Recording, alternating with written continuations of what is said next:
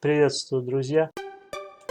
Это первая часть видео путешествия в Тамбовскую область. На июньские праздники в 2021 году я решил съездить в деревню Воронские Отруба в Тамбовской области, на родину моего дедушки. Там я ни разу не был, да и вообще в Воронежской области и в Тамбовской области я ни разу не был. 100 раз был в Москве, в Петербурге, а в центральной полосе России как-то не довелось побывать, только из окна поезда видел. Вот решил основательно съездить, посмотреть все вблизи, вживую. И удалось это осуществить на июньские праздники, вот с 10 по 13 июня 2021 года. Видео я решил поставить на ускоренную съемку, так как дорога из Краснодара до Воронежа достаточно дальняя и долгая. Но поставил интервал съемки 1 раз в 3 секунды, поэтому, видимо, чуть-чуть переусердствовал, но слишком быстро получилось. Но с другой стороны, вырезать ничего не пришлось. И вот Кореновск мы уже давно миновали. Подъезжаем сейчас к Павловской. Вот она была, развилка на Павловской. Там у меня был завтрак на заправке. Вот такая приятная заправка шелловская.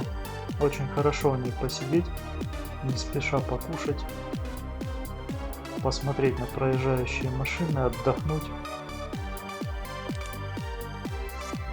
Путь до Ростова-на-Дону пройден, получается, уже примерно наполовину. Но от Ростова-на-Дону до Воронежа ехать столько же, как от Краснодара до Ростова, поэтому остается еще ехать и ехать.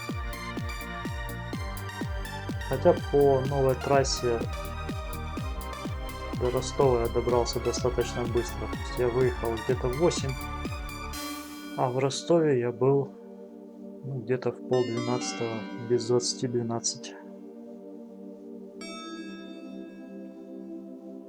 Небольшая остановка была. Ну вот начались около ростовские пробки.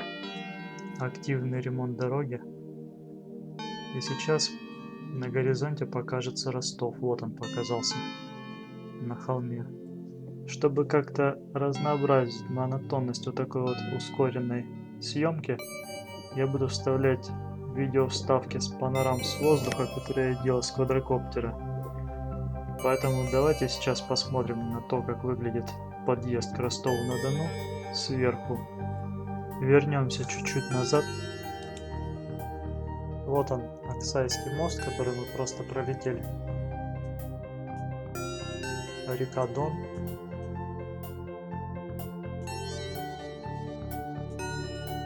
И Ростов-на-Дону. Вот такой вот он красивый в дымке.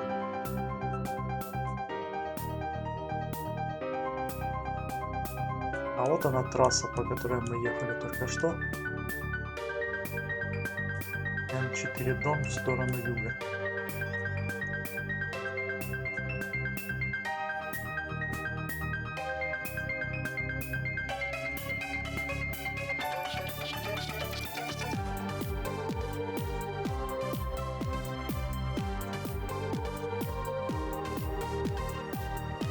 Река Дон, восточнее Ростова-на-Дону.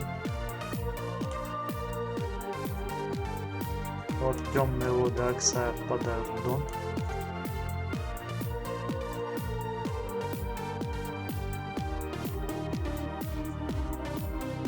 А это сам город Аксай.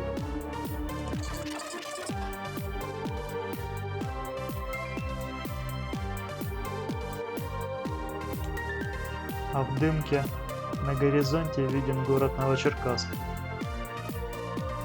Вот он. А вот это белое пятнышко, это Новочеркасский собор. Вот такие красоты около Ростова-на-Дону. А теперь давайте двинемся дальше. Дальше нас ждет аналогичных красот не меньше. Так что поехали. Пролетели мы Новочеркасск. И сейчас где-то на подъезде к шахтам.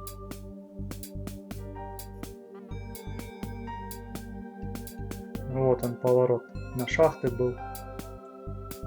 В этом районе меня застал небольшой ливень.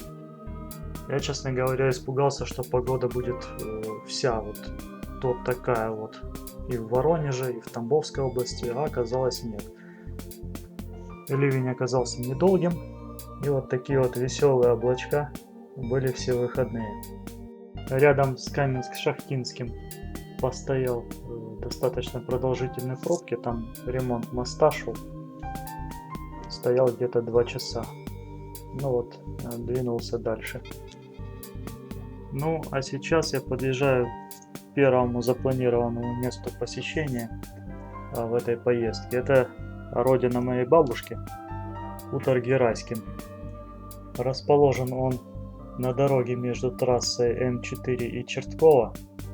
Так что на некоторое время с трассы мы свернем и посмотрим глубинку окрестностей города Чертково. А пока мы еще движемся по трассе М4.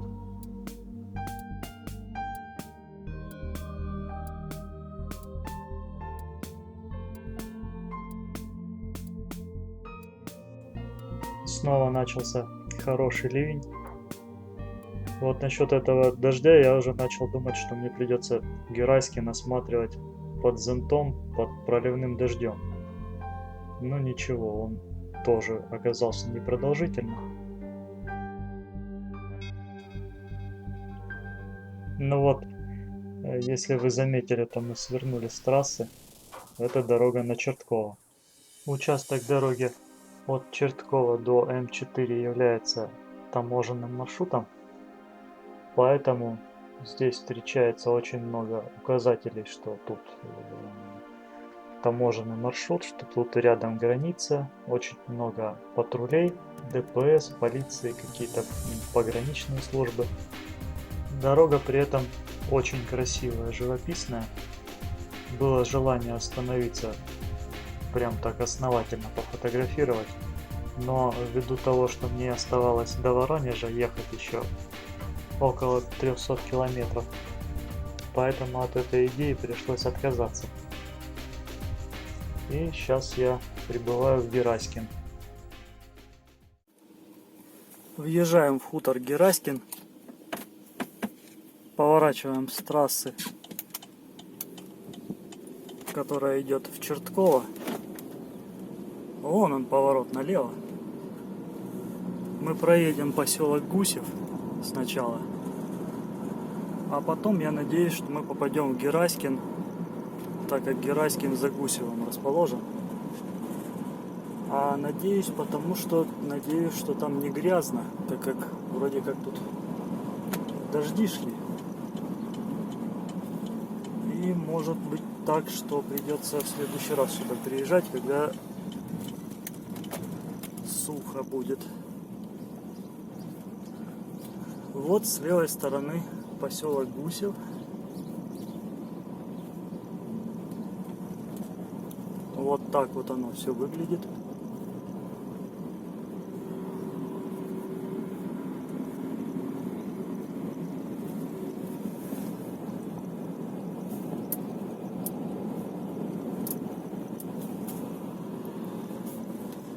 А на карте оно вот так вот отображено. То есть, видите, мы по Гусеву сейчас едем, а Гераськин у нас внизу.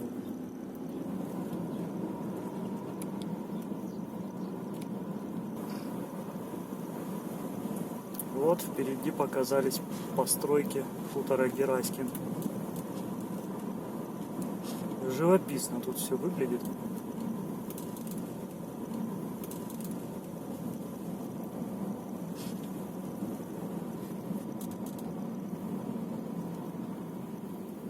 Так, и куда дальше?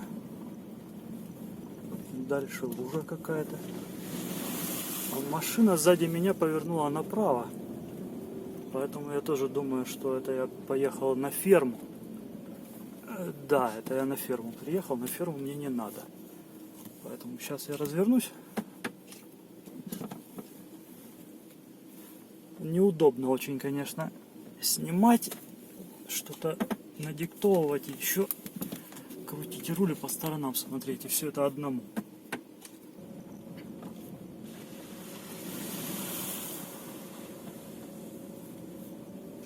Вот такой въезд в хутор Гераськин. Мне удалось тут встретиться с местными жителями, поговорить про нашу фамилию, про наших предков. Однако вот проблема произошла, села батарея на телефоне, и весь этот разговор совершенно не сохранился. Причем самое противное, что солнце отсвечивало, и я на экране не видел из-за низкой яркости, что там просто черный экран. Поэтому давайте посмотрим на то, как выглядит Гераськин изнутри. Вот я приехал в самый его центр. Тут всего-навсего 3 улицы. Вот одна.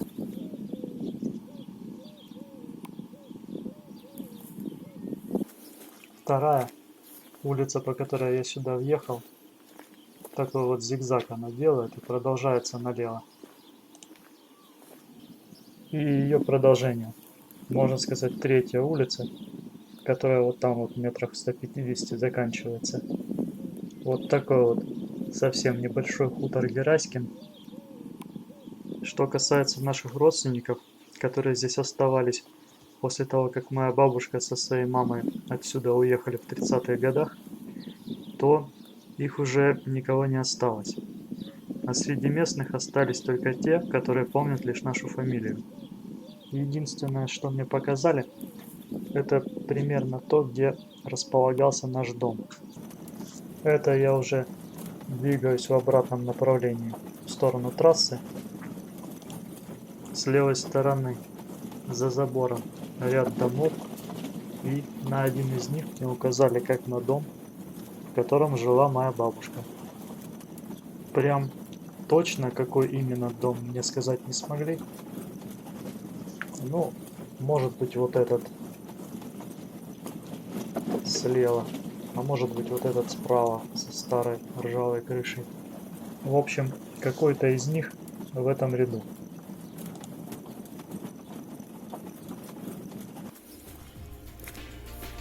А это просто несколько отдельных фотографий хутора перед отъездом. И дальше я двинусь в Воронеж. Как вы помните, до него еще ехать и ехать. Около 300 километров. Однозначно хотелось бы задержаться тут надольше, но надо двигаться дальше. Поэтому возвращаемся на трассу и движемся в Воронеж.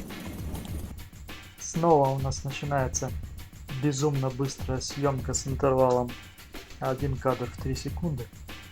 Поэтому я вот так вот повырезал отдельные кадры, чтобы показать красоту трассы между Чертково и М4. Да, тут, конечно, очень красивые окрестности.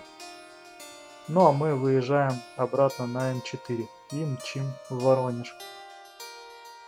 Вот с этого места на трассе особо ничего интересного не происходило. Единственное, что было, это солнце все больше склонялось к закату. Тучки набежали, потом разбежались, опять набежали. Ну, в общем, вот так вот доехал я до Воронежа. В гостиницу попал я с первого раза. Нигде не блукал по Воронежским проспектам. Благо мой отель находился чуть ли не на трассе. Великолепная гостиница с хорошим расположением. В общем, хорошее завершение первого дня. Давайте это будет конец первой части, а завтра мы двинемся в Тамбовскую область, поселок Воронские Труба и Гладышево.